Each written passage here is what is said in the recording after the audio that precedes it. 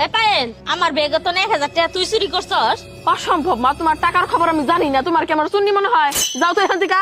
কেডা চুরি করছে সেটা আমার দেখার দরকার নাই। আমার বই হইতাছে সেই টাকা যেন দুহানা না নিয়ে যা। কে?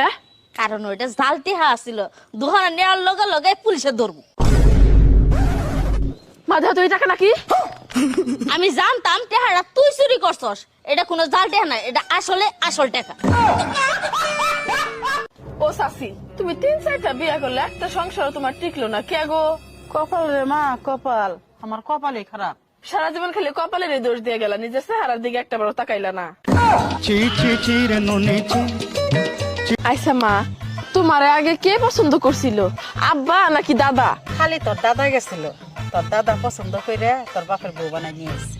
কেন আব্বা তোমার বিয়ের আগে দেখে নাই? বিয়ের আগে কি, বিয়ের 6 মাস পরেও তো তোর বাপ আমার মুখটা দেখে নাই। ও আজকে বুঝলাম। এই জন্য তো কই আব্বার জীবনটা আব্বা এমনি কিভাবে নষ্ট করলো। তুই কি কবে চাইতেছাস? না কি আর কইবার চামো, এটাই কইবার চাইতাছি যে আব্বা যদি বিয়ের আগে তোমার দেখতো, আব্বা এত বড় ভুল আর করে না। তোর ভাগ বন্ধ।